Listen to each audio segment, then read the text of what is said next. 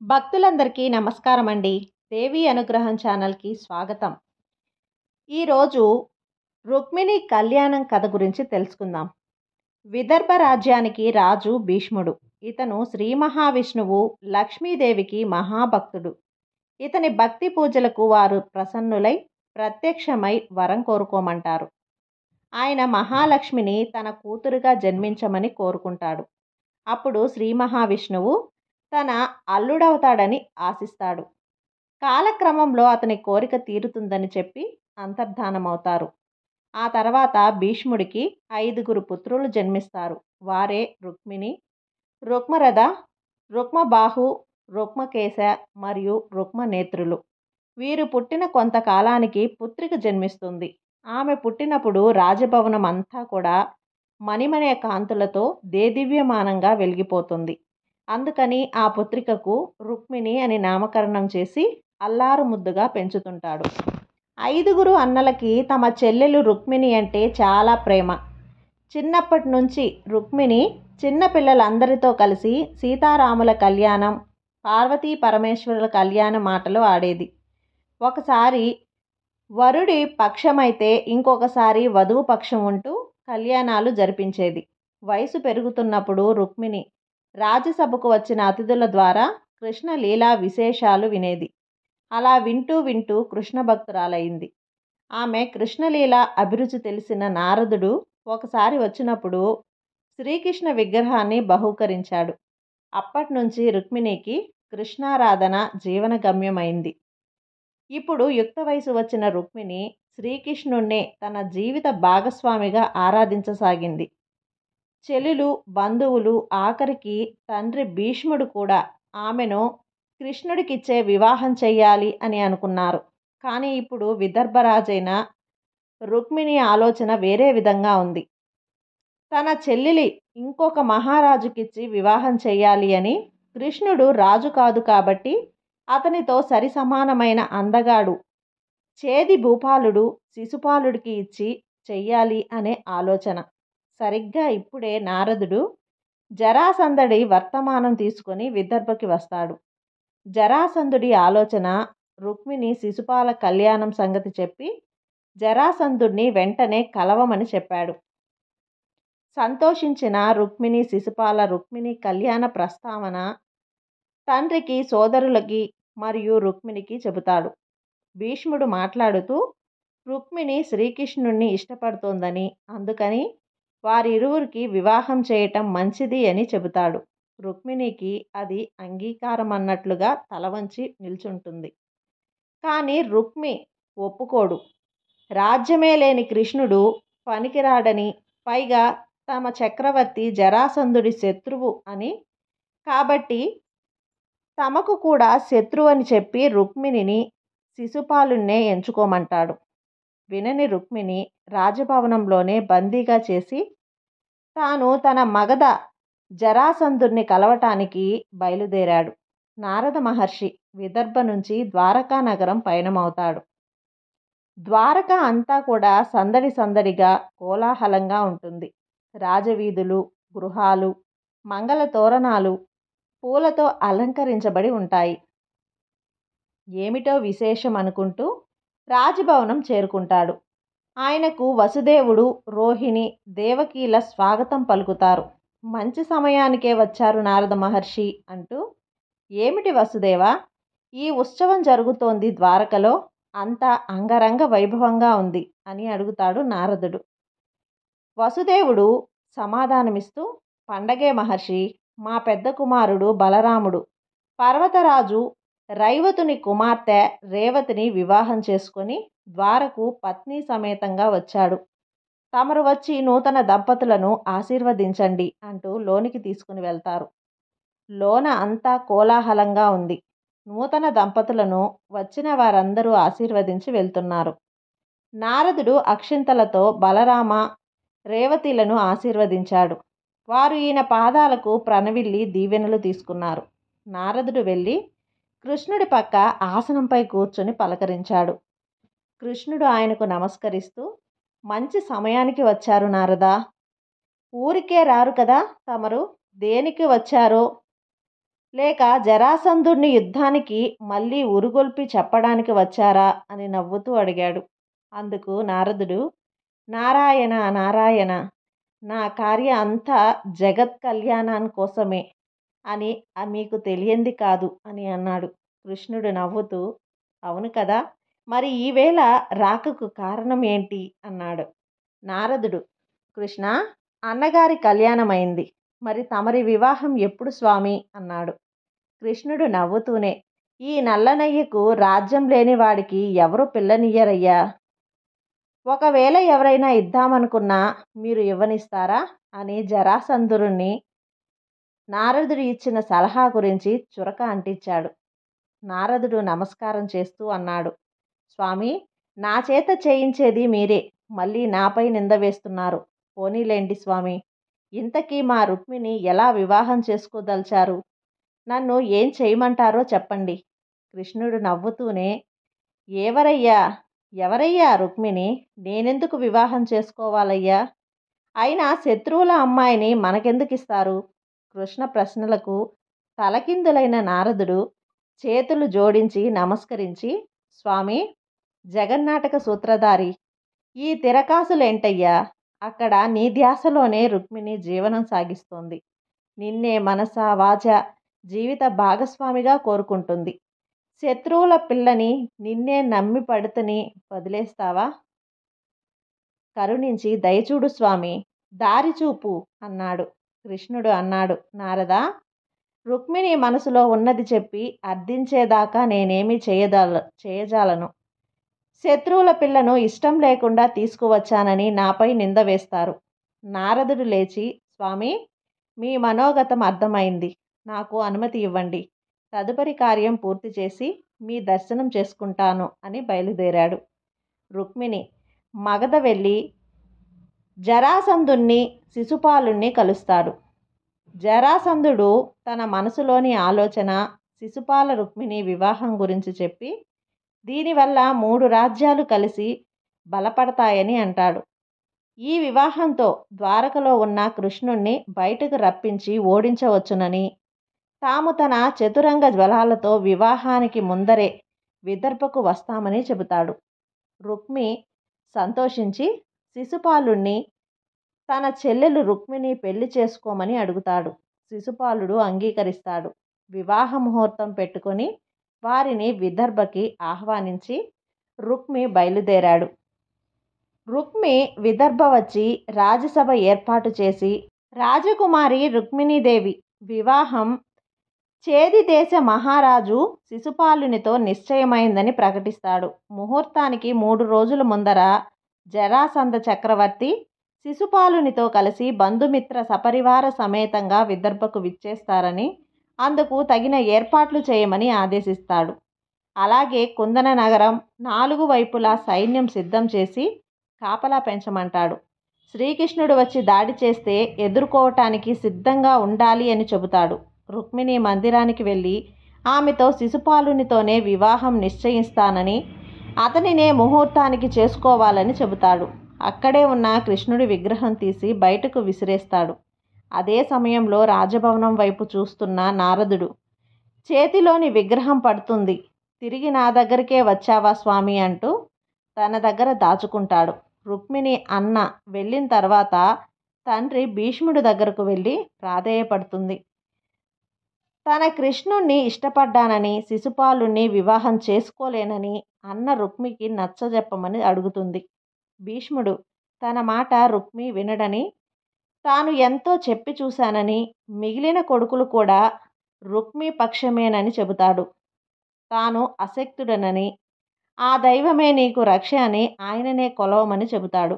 రుక్మిణి తన మందిరానికి వెళ్ళి అక్కడ ఉన్న ఉమాశంకరుల మూర్తులకు ప్రణవిల్లి, మిమ్మల్నే నమ్ముకున్నాను ఓ గౌరీ శంకరులారా, నన్ను ఈ విపత్తు నుండి కాపాడి నా స్వామి దగ్గరకు చేర్చండి అని ప్రార్థన ధ్యానంలో చేస్తుంది. అప్పుడే రాజభవనంలోకి వచ్చిన నారదుడు మొదట రుక్మిణిని కలుస్తాడు. రుక్మి నారదుడికి ధన్యవాదాలు చెబుతాడు. ఆయన వలనే శిశుపాలునితో బాంధవ్యం ఏర్పడుతోంది అని, తప్పకుండా వివాహానికి వచ్చి ఆశీర్వదించమని కోరుతాడు. అంగీకరించిన నారదుడు తాను రుక్మిణిని కలిసి నచ్చజెప్పి వస్తాను అంటాడు. రుక్మి నారదుడికి అనుమతిస్తాడు. నారదుడు మందిరంలోకి వెళ్ళి ధ్యానంలో ఉన్న రుక్మిణిని కలుస్తాడు. నారదుడిని రాక చూసి ఆసనం ఇచ్చి నమస్కరిస్తుంది రుక్మిణీదేవి. జరిగింది చెప్పే తనను ఈ బలవంత వివాహం నుంచి కాపాడమని అడుగుతుంది.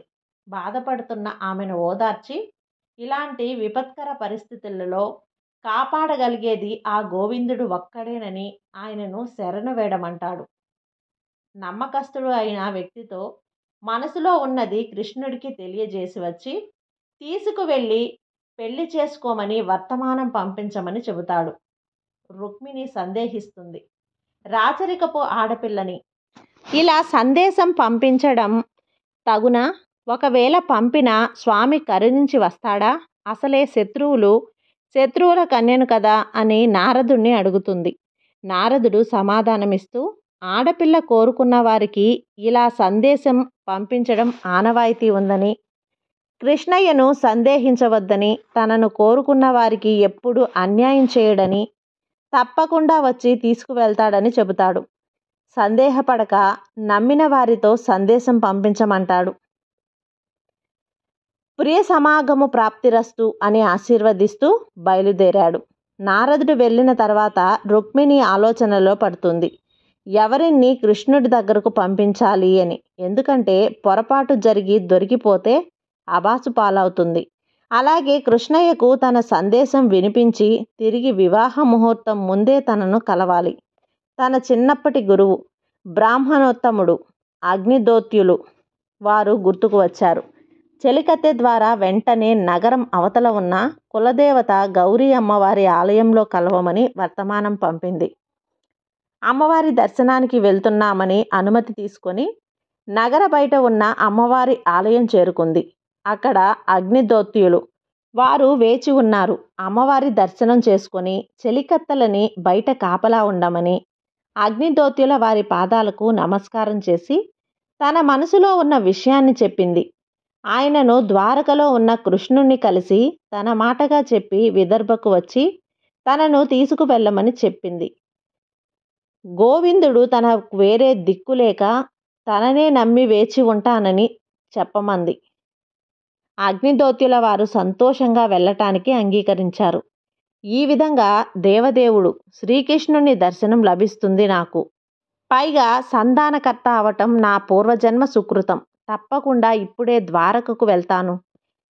శీఘ్రమేవ ఇష్టకామ్యాభిసిద్ధిరస్తు అని ఆశీర్వదించి బయలుదేరాడు. రుక్మిణి తన చెలికత్తెలతో రాజభవనం చేరుకుంటుంది. పార్వతీ పరమేశ్వరులను బ్రాహ్మణోత్తముడు త్వరగా ద్వారక చేరేటట్టు చూడండి అని ప్రార్థించింది. ఆమె ప్రార్థనలు విన్నారేమో దేవతలు. నడిచి వెళ్తున్న అగ్నిహోత్రుడికి ముందర ఒక సారథి నుంచి అశ్వాలు ఉన్న రథం వచ్చింది. సారథి రథం దిగి ఆయనకు నమస్కరించి అన్నాడు, స్వామి రథం అధిరోహించండి. తమను ద్వారకా దగ్గర దాకా తీసుకుని వెళ్ళమని దేవేంద్రుల వారి ఆజ్ఞ అన్నాడు. అగ్నిదోత్యులు దేవదేవుని రుక్మిణి కళ్యాణంలో పాలు పంచుకోవాలని అందరూ కూడా ఉత్సాహంగా ఉన్నారు అనుకొని రథం ఎక్కారు. రథం ద్వారక వైపు పరుగులు తీసింది. రుక్మిణికి రోజులు గడిచి ముహూర్త సమయం దగ్గరయ్యే కొలది ఆందోళన ఆతృత పెరగసాగాయి. ఆ బ్రాహ్మణోత్తముడు వెళ్తూ ఉండగా లేక అలసిపోయి మార్గ మధ్యలో విశ్రాంతి తీసుకుంటున్నారా, లేదా కృష్ణుణ్ణి కలిశారా? విన్న కృష్ణుడు తప్పుగా అనుకున్నారా? ఆ గౌరీదేవి దయ నా మీద లేదా? నా తలరాత ఏ విధంగా ఉన్నదో అని చింతిస్తూ ఉన్నది. ఇక్కడ అగ్నిదోత్యుణ్ణి ద్వారకా ముందర సముద్ర తీరాన వదిలేసి రథసారథి వెళ్ళిపోయాడు. అగ్నిదోత్యుడు, సముద్రుడా, నేను రుక్మిణీదేవి అత్యవసర సందేశం ఈ శ్రీకృష్ణ స్వామి వారికి తీసుకుని వచ్చాను. ద్వారకకు దారి విడివయ్యా అని చేతులు జోడించి ప్రార్థించాడు. ఆయన ప్రార్థన విన్నట్టు సముద్రుడు నీటిని పక్కకు తొలగించి ద్వారకకు దారి ఇచ్చాడు. అగ్నిదోత్రుడు నడుచుకుంటూ నగర ప్రవేశ ద్వారం దగ్గరకు చేరుకున్నాడు. అక్కడ ఉన్న ద్వారపాలకులు తమ కృష్ణుణ్ణి కలవటానికి చాలా దూరం నుంచి వచ్చామని, తన పేరు అగ్నిదోత్యులు అని విదర్భ రాజకుమారి రుక్మిణీదేవి సందేశం తీసుకువచ్చానని అత్యవసరంగా కృష్ణుణ్ణి కలవాలి అని చెప్పారు. వారు ఆయనకు వేచి ఉండమని చెప్పి తాను వెళ్ళి కృష్ణుడికి తెలియజేశాడు. కృష్ణుడు ఆయనని సాదరంగా తన దగ్గరకు తీసుకురమ్మని చెప్పాడు. ద్వారపాలకులు అగ్నిదోత్యుని సాధనంగా రాజమందిరంలోకి తీసుకుని వెళ్ళారు. అక్కడ బలరామకృష్ణులు, వసుదేవుడు, సాత్యకి మరియు అక్రూరుడు ఆసీనులై ఉన్నారు. శ్రీకృష్ణ దర్శనమైన అగ్నిదోత్యునుడు ఆ నీలిమేఘ శ్యాముని రూపం చూసి భక్తి పారవస్యంతో తన్మయుడైనాడు. ఎన్ని జన్మల పుణ్యఫలమో స్వామి, దేవదేవునివైనా నీ దర్శనం లభించింది. కన్నుల నిండా ఆనంద బాష్పాలతో చేతులు జోడించి నమస్కరించాడు. కృష్ణుడు తన ఆసనం నుంచి లేచి అగ్నిదోత్యునికి దగ్గరకు వచ్చి తీసుకుని వెళ్ళి తన కూర్చున్న ఆసనంపై కూర్చోబెట్టి ఇలా అన్నాడు: బ్రాహ్మణోత్తమ, ఎవరు మీరు? ఏ రాజ్యం వారు? ఇంత దూరం ప్రయాణం చేసి నాకై వచ్చారు. ఏ సహాయం కోరి నా చెంతకు వచ్చారు? నిస్సంకోచంగా చెప్పండి. మీ సేవకై నేను తత్పరుడనై ఉన్నాను. గోవర్ధన గిరిధారి. నా నామధేయం అగ్నిదోత్యునుడు. నేను విదర్భవాసిని. రాజధాని కుండినా నగరం నా నివాసం. రాజకుమారి రుక్మిణీదేవికి విద్యోపాసన చేసిన ఉపాధ్యాయుడను.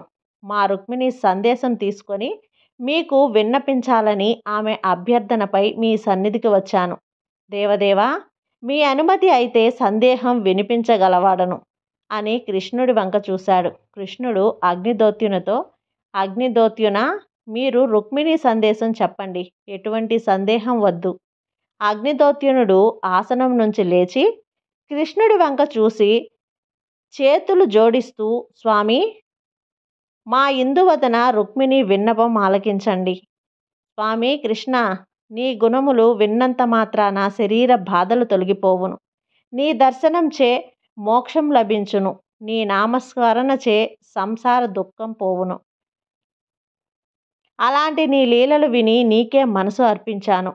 మహాలక్ష్మి విష్ణువుని కోరినట్లు నిన్ను నేను కోరుకుంటున్నాను. ఓ పురుషోత్తమ, సింహం సొత్తుని నక్క కోరుకుంటున్నట్లు నీ దానినైన నన్ను శిశుపాలుడు నీ వీరత్వం తెలియక కోరుకుంటున్నాడు. నీ మీద శత్రుత్వంతో జరాసంధుడు మా అన్న రుక్మి నన్ను శిశుపాలునికి ఇచ్చి పెళ్లి చేయాలని నిశ్చయించాడు. నేను పూర్వజన్మలో చేసిన వ్రతఫలముల వలన, ఈ జన్మలో ఉమాశంకరులకు నిష్టగా ప్రీతిగా చేసిన పూజల వలన కానీ నీవే నా పతి కావాలి. అందుకే పంకజనాభా, నీ పాద పద్ములకు ప్రణవిల్లి అర్థిస్తున్నాను. నీవు నీ చతురంగ బలములతో వచ్చి శిశుపాలుణ్ణి జరాసంధులను జయించి నీ వెంట తీసుకుని వెళ్ళు. నన్ను మా అన్న బందీగా చేశాడు. నీకు అంతఃపురంలోనికి తీసుకువెళ్ళడానికి వస్తే నిన్ను నీ బంధువులని చంపడానికి ఏర్పాట్లు చేశాడు. నేను వివాహానికి ముందు మా ఆచారం ప్రకారం నగరం బయట ఉన్న గౌరీదేవి ఆలయానికి వస్తాను. నన్ను అక్కడి నుంచి తీసుకుని వెళ్ళవచ్చును. నీవు నన్ను నీ యోగ్యురాలుగా తలవని ఎడల 100 జన్మలైనను నిన్నే తలుస్తూ ప్రాణాలు వదిలేస్తాను. ఎందుకంటే ప్రాణేశ, నీ మధుర భాషణము వినని ఈ చెవులెందుకు? పురుషోత్తమ, నీకు అర్పితం కానే ఈ శరీర సౌందర్యం ఎందుకు? భువనమోహన, నిన్ను చూడలేని ఈ కన్నులెందుకు? ప్రియతమా, నీ అధరామృత రుచి పొందని జిహ్వ ఎందుకు? కమలనయన నీ వన మాలిక వాసన గ్రహించని నాసిక ఎందుకు? ధన్యచరిత, నీకు సేవ చేయలేని ఎన్ని జన్మలైనా ఎందుకు స్వామి? శీఘ్రమే నా మొర ఆలకించి నన్ను కరుణించు. 1000 కళ్ళతో నీ రాకకై ఎదురు చూస్తున్న ఈ ప్రాణసఖి రుక్మిణి అని అగ్నిదోత్యనుడు ఆ తర్వాత రుక్మిణి లోకాత్తర సౌందర్యాన్ని వర్ణించాడు. చివరికి, కృష్ణయ్య, నీకు తగినది మా రుక్మిణి. మా రుక్మిణి తగినవాడువు నీవు. ఇది మా ఉపాధ్యాయుల వాక్కు. మీరిరువురికి పెళ్లి తథ్యం. బ్రహ్మవాక్కు, బ్రాహ్మణవాక్కు అని వినతి ముగించాడు. విన్న కృష్ణుడు సంతోషంతో అగ్నిద్యోతనుడిని ఆలింగనం చేసుకుని అన్నాడు: పండితోత్తమా, నీ మాటలు నాకు ఆనందం కలిగించాయి. నాకును రుక్మిణి ఉన్న అనురాగం ఉన్నది. నేను విదర్భకు తప్పకుండా వస్తాను. భీష్మపురిలోనికి వచ్చి బ్రహ్మాదులు అడ్డం వచ్చినా ఎదిరించి మరీ రుక్మిణిని తీసుకుని వచ్చి పెళ్లి చేసుకుంటాను. అగ్నిదోతన రుక్మిణిని నిశ్చయంగా ఉండమని చెప్పండి. వివాహ ముహూర్తం ముందే ఆమె చెప్పినట్లు గౌరీదేవి ఆలయంకు వచ్చి తీసుకుని వెళ్తానని చెప్పండి. సంతోషం చెందిన అగ్నిదోత్యనుడు అందరికీ నమస్కరించి అనుమతి తీసుకొని విదర్భకు పయనమయ్యాడు. అగ్నిద్యోతనుడు వెళ్ళిన తర్వాత కృష్ణుడు బలరామ సాత్వకి ఆక్రూఢుడు మరియు వసుదేవుడితో సమావేశమయ్యాడు. విదర్భకి ఎప్పుడు వెళ్ళాలి అని అందరూ కృష్ణుడికి తోడుగా సైన్యంతో వస్తామని చెప్పారు.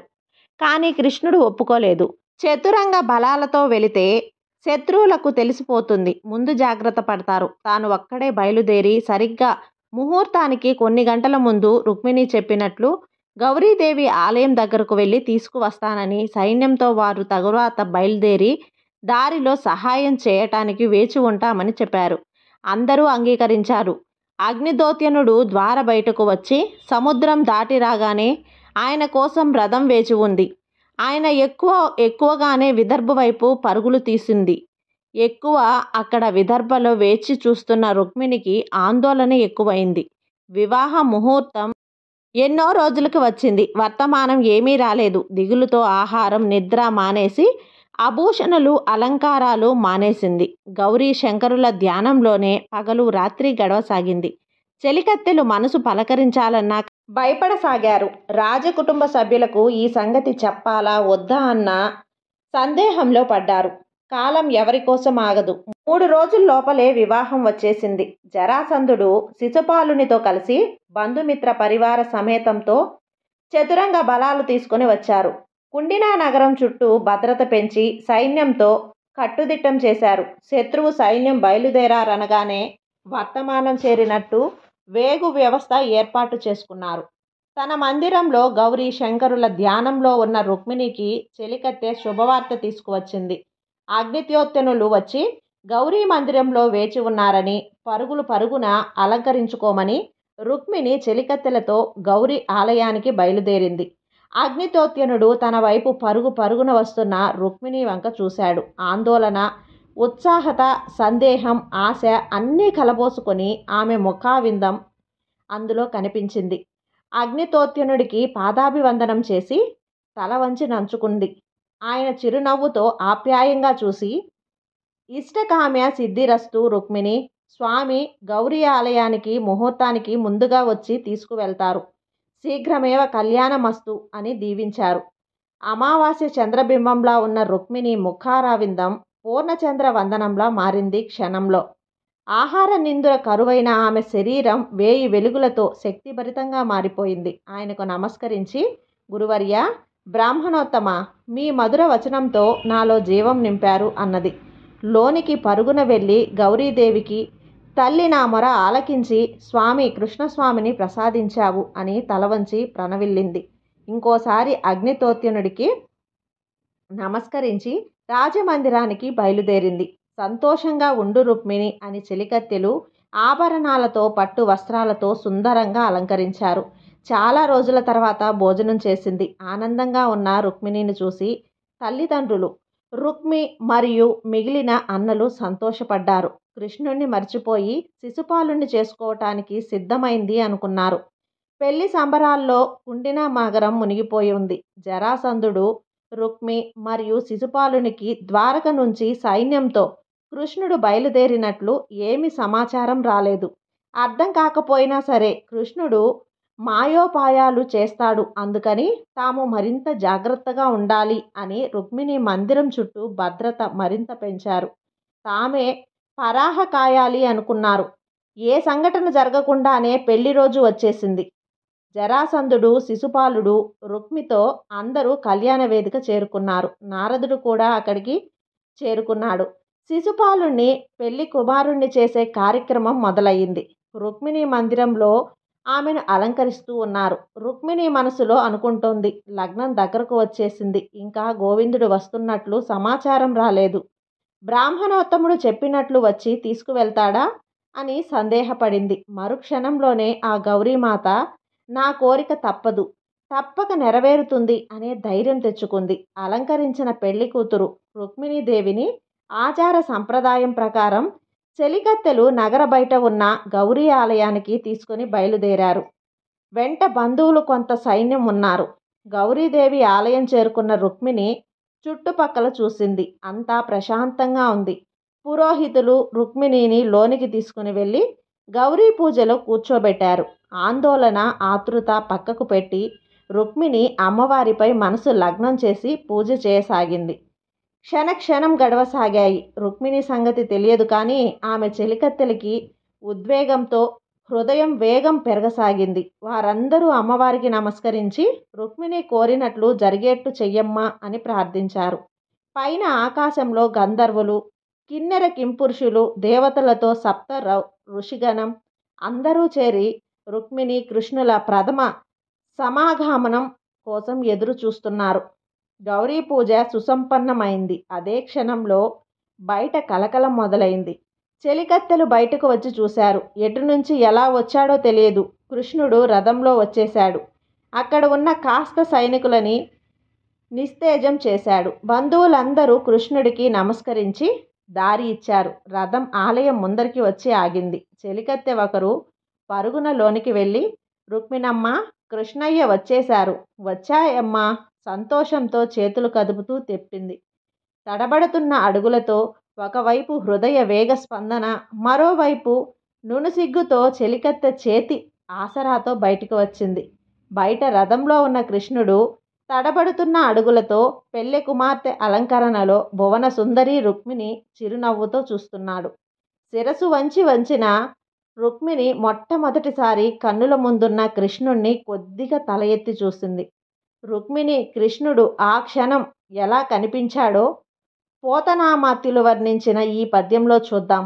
అయినా ఆ క్షణం అక్కడ ఉండి ఉంటారు. అందుకే ఇంత అందంగా వ్రాశారు. రుక్మిణి కనులకు కృష్ణ రూపం కనిపించింది ఇలా: పూర్ణ చంద్రబింబం వంటి ముఖారవిందం, సింహరాజపు నడుము వంటి నడుము, కొత్త కమల రేకుల వంటి కన్నులు, విశాలమైన అందమైన వక్షస్థలం, నీలాకాశం వంటి శరీర కాంతి, పర్వతములకు శత్రువువైన ఇంద్రుని ఐరావత హస్తం వంటి హస్తములు, చేతిలో చక్రాయుధం, పీతాంబరం కట్టినవాడు, ఫలమైన ఆభరణాలు ధరించినవాడు, శంఖము వంటి కంఠం కలవాడు, జయము కోసం ఉత్కంఠ గలవాడు, లోకమంతా మోహించినవాడు అయిన కృష్ణుణ్ణి చూసి తన్మయత్వంలో నిలబడిపోయింది.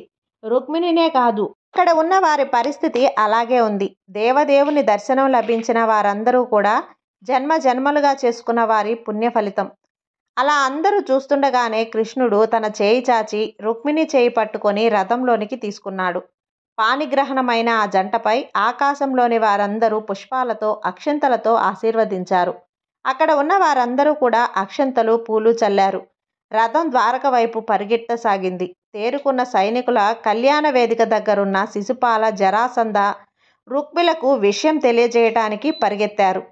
కళ్యాణ మండపంలో ఉన్న జరాసంధుడు, రుక్మిణి, శిశుపాల దంతవ్రస్తులకు గౌరీదేవి ఆలయం నుంచి వచ్చిన సైనికులు శ్రీకృష్ణుడు రుక్మిణీదేవిని తీసుకుని వెళ్ళిన సమాచారం తెలిపారు. అందరూ కోపంతో రగిలిపోయారు. ఎంత ధైర్యం ఆ కృష్ణుడికి! మన రాజకన్యను, అందున పెళ్లి కుమార్తెను అపహరించుకుపోతాడా? పదండి, ద్వారకకు వెళ్తున్న ఆ గోపాలుణ్ణి అడ్డగించి మన కన్యను తెచ్చుకుందామంటూ తమ తమ సైన్యాలతో బయలుదేరారు. ఇక్కడ ద్వారక వైపు పయనిస్తున్న కృష్ణుణ్ణి తోడుగా యదు సైన్యం బలరాముని నేతృత్వంలో వచ్చి కలిసింది. జరాసంధుడు, శిశుపాలుడు, దంతవ్రతుడు వెంబడిస్తే దగ్గరకు రాసాగారు. వక్తుడు ముందుగా కృష్ణ రథం చెంతకు చేరి కృష్ణుని మాటలతో తోలనాడసాగాడు. ఓయి గోపాల, గోకులంలో వెన్న దొంగలించడం కాదు, మా అన్న శిశుపాలుడి వధువు రుక్మిణి తీసుకువెళ్ళటం. దొంగచాటుగా ఆలయం నుంచి కన్యను అపహరించిన పిరికి పంద, మీసం లేకపోయినా రోషం ఉంటే నిలిచిపోరాడు. ఇలా దంతవర్తకుని మాటలు వినలేక రుక్మిణి తన చెవులు మూసుకుంది. చూసిన గోవిందుడికి ఆగ్రహం వచ్చింది. రథం ఆపి దంతవర్తకుని వంక చూసి, దంతవర్త, ఈ క్షణంతో నీ ఆయువు తీరిపోయింది అని చక్ర ప్రయాగం చేశాడు. చక్రం రివ్వున దూసుకుపోయి తోలనాడుతున్న దంతవర్తకుని శిరస్సు ఖండించింది. శిరస్సు భూమిపై పడి దొర్లుతూ పడిపోయింది. క్షణాలలో అతను విగతజీవుడైనాడు. జరాసంధుడు శిశుపాలునితో సహా వస్తున్న సైన్యం కంటికెదురుగా జరిగిన దంతవర్తకుని హతం చూసి నిర్ఘాంతపోయి నిశ్చేష్టులైపోయారు. ఆపదను చూసిన యదు సైన్యం వారిపై యుద్ధం సాగించి తరిమికొట్టసాగింది. పలాయనమవుతున్న సేనలని కృష్ణుడి ఉగ్రరూపం చూసిన జరాసంధుడు శిశుపాలునితో, శిశుపాల, ఈరోజు విజయలక్ష్మి యాదవుల వైపు ఉంది. అందుకే వారు విజయం సాధిస్తున్నారు. మనం పోరు సాగిస్తే ఓటమితో పాటు మరణం తప్పదు. అవును, కానీ సమయంలో తగ్గటం యుద్ధనీతి. భార్య లేదని చింతవలదు. బ్రతికి ఉంటే ఇంకొక భార్య దొరుకుతుంది అని సముదాయించి సేనలను వెనకకు మరలించుకొని తీసుకుని వెళ్ళిపోయాడు. అది చూసి యదు సైన్యం జయాకారాలు చేశారు. వెనక తిరిగి వెళ్తున్న జరాసంధుడు, శిశుపాలుడు వారి సైన్యం చూసి రుక్మికి అర్థం కాకపోయినా తన సైన్యంతో ముందుకు సాగాడు. దంతవర్తుకుని విగత శరీరం చూశాక అర్థమైంది. అయినా మొండి ధైర్యంతో కృష్ణుణ్ణి వెంబడించసాగాడు. రుక్మిణి కృష్ణులలా దారిదాపులకు రాగానే కృష్ణుణ్ణి నిందించసాగాడు. కృష్ణ, మా సరివాడవా? మా పాప కోరినవా? ఎంత గొప్పవాడివి నీవు? ఏది నీ వంశం? ఎక్కడ జన్మించావు? ఎక్కడ పెరిగావు? ఏది నడవడి? ఎవరికి తెలుసు? సిగ్గులేని వాడవు. మర్యాదలు తెలియవు. మాయోపాయంతో గాని నిజరూపంతో శత్రువులను జయించలేని వాడవు. వాసుదేవుడవు కావు. వావి వరసలు లేవు.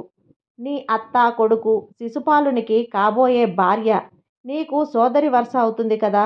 ఎలా అపహరిస్తావు? మా రుక్మిణిని ఇచ్చేసేయి. లేనిదే నీ గర్వభంగం అయ్యేటట్టు యుద్ధంలో ఓడించుతాము అన్న పరుష వచనలకి రుక్మిణికి దుఃఖంతో కన్నీరు రాసాగింది. చూసిన కృష్ణుడు ఉగ్ర నరసింహుడైనాడు. విల్లు తీసుకుని బాణాలు సంధించి రుక్మి రథసారథిని, అశ్వాలను పడగొట్టాడు. రథాన్ని ముక్కలు చేశాడు. కింద పడ్డ రుక్మి వైపు రథం దిగి కత్తి తీసుకుని దూసుకు వెళ్ళాడు. అది చూసిన బలరాముడు కూడా రథం దిగి, కృష్ణ, వద్దు, చంపవద్దు, సంయమనం పాటించు, రుక్మిణి సోదరుడు గుర్తుంచుకో అన్నాడు. ఎక్కడి నుంచి చూస్తున్నాడో నారదుడు కూడా శాంతపరచడానికి వచ్చాడు. రుక్మిణి కూడా రథం దిగి రుక్మిణి దగ్గర ఉన్న కృష్ణుణ్ణి పాదాలను తాకి, మధుసూదన, మా అన్న చేసిన తప్పును క్షమించి ప్రాణభిక్ష పెట్టండి. మా తల్లిదండ్రులకు పుత్రశోకం కలిగించకండి అని ప్రాధేయపడింది. కృష్ణుడు సహజ మందహాస రూపంలోకి వచ్చి రుక్మిణి వంక చూసి, బావా, చూసావా, నీవు కాదనుకున్న నీ చెల్లెలు నీ ప్రాణాల్ని రక్షించింది. అయినా బావవైన నీకు సత్కారం చేయకుండా ఇతరులు చూసి ఇలాంటి నిందారోపణ చేయకూడదు. ఇలా ఉండటానికి నీకు నేనే తగిన సత్కారం చేస్తాను అని కత్తితో సగం మీసం సగం తల జుట్టు తీసేశాడు. చూసిన నారదుడు తల శిరోజాలు, మీసం తీయటం, తల తీయటం కన్నా పెద్ద శిక్ష, సత్కారం కాదు. బలరాముడు మాత్రం కృష్ణుణ్ణి మందలించాడు. రుక్మిణి ద్వారా బంధువైన రుక్మి ఇలా చేయటం తగదన్నాడు. రుక్మిణి వంక చూసి, తల్లి, ఇలాంటివి మనసులో ఉంచుకొని కృష్ణుణ్ణి ద్వేషించకు. ఇలాంటి చేష్టలు కృష్ణుడు ఇంకా మానలేదు అనయంగా అన్నాడు. రుక్మిణి కృష్ణుడి వంక చూసి నమస్కరించింది. కృష్ణుడు చిరునవ్వుతో దగ్గరకు తీసుకున్నాడు. అందరూ రథాలు అధిరోహించి ద్వారకు పయనమైనారు. బలరాముడు ద్వారకకు రుక్మిణి కృష్ణుల ఆగమనం గురించి ముందు వర్తమానం పంపించాడు. వేగుల ద్వారా ద్వారకను సుందన వందనంగా అలంకరించి కృష్ణుడు కళ్యాణానికి ఏర్పాటు చేయమని మరియు ప్రజలందరినీ ఆహ్వానించమని చెప్పారు. రుక్మిణి తల్లిదండ్రులను విదర్భ నుంచి, అలాగే కురు ఇతర సామ్రాజ్యాధీశులని ఆహ్వానించమని కుండి వర్తమానం పంపించారు. కృష్ణుడిచే పరాభవించబడ్డ రుక్మి తాను జరిగిన అవమానానికి ప్రతీకారం తీర్చుకునేదాకా విదర్భలో అడుగుపెట్టనని సైన్యాన్ని వెనక్కి పంపి తాను మగధ రాజ్యానికి పయనమైనాడు. ద్వారక అంతా కూడా సర్వాంగ సుందరంగా ముస్తాబైంది.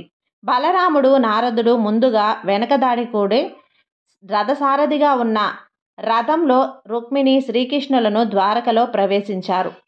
రహదారులకు ఇరువైపులా పూలవర్షం కురుస్తుంటే రథం రాజభవనం వైపు నెమ్మదిగా కదిలింది. రాజభవనం దగ్గర దేవకి, వసుదేవులు, ఉగ్రసేనుడు, మిగిలిన పుర ప్రముఖులు ఆహ్వానం పలికారు. రుక్మిణి కృష్ణులకు మంగళహారతి ఇచ్చి స్వాగతం పలికారు. వసుదేవుడు వారితో అన్నాడు, కృష్ణ, రుక్మిణి, మీరిరువురికి మరి 2 దినములలో శుభముహూర్తాన వివాహం నిశ్చయించాం. అంతదాకా మీరిరువురు వేరువేరు మందిరాలలో ఉండండి. రుక్మిణి మీ తల్లిదండ్రులని రమ్మని వర్తమానం పంపించాం.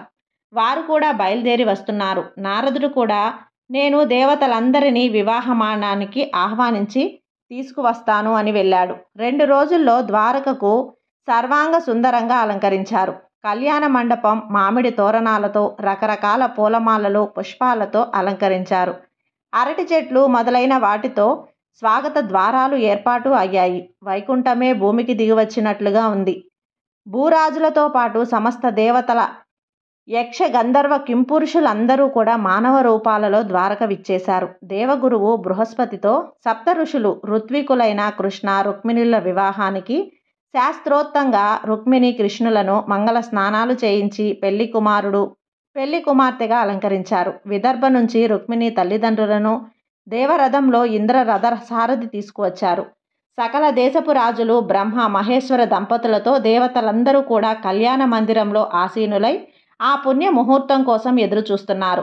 కృష్ణుడు స్నాతకం చేసుకొని కళ్యాణ మండపంలో కూర్చున్నాడు. నారదుడు స్వయంగా వెళ్ళి కార్యక్రమాన్ని పర్యవేక్షిస్తున్నాడు.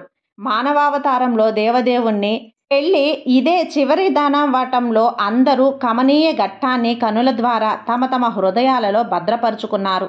రుక్మిణి గౌరీ పూజ సుసంపన్నమై ముహూర్తం సమీపించడంలో ఆమెను మానవ రూపాలలో ఉన్న దేవతలు బంధువులుగా కళ్యాణ పల్లకిలో తీసుకువచ్చారు. ఇద్దరి మధ్య అడ్డుతెర. ఒక పక్క నుంచి భీష్మ దంపతులు రుక్మిణి హస్తాలు కన్నయ్య హస్తాలతో ఉంచి శాస్త్రోక్తంగా కన్యాదానం చేశారు. ముహూర్త సమయం రాగానే జీలకర్ర బెల్లం వధూవరులు ఒకరిపై ఒకరు ఉంచటంతో కళ్యాణం జరిగింది. చూసిన వారందరూ కూడా పవిత్రాక్షంతలు జల్లి దీవించారు. మంగళసూత్ర ధారణ, తలంబ్రాలు, నాగవల్లి, అరుంధతి దర్శనంతో సుసంపన్నమైంది. జగన్నాథుడి కళ్యాణం చూసి తరించిన వారందరూ కూడా అందరూ తమ తమ పూర్వజన్మ పుణ్యమని తిరుగు ప్రయాణమైనారు. నారదుడు హస్తివాక్యం పలుకుతూ రుక్మిణి కళ్యాణం చూసినవారు, వినినవారు, అలాగే చదివినవారు తరిస్తారని, మరియు ఏ జంట అయితే రుక్మిణి కళ్యాణం చదివితే ఆ ఇంట పెళ్లి కాని పిల్లలకు పెళ్లిళ్ళు అవుతాయని పలికాడు. ఈ విధంగా రుక్మిణి కళ్యాణం అంగరంగ వైభోగంగా జరిగింది. ఈ కథంతా కూడా మీకు నచ్చినట్లయితే లైక్ చేసి సబ్స్క్రైబ్ చేయండి ఫ్రెండ్స్. అలాగే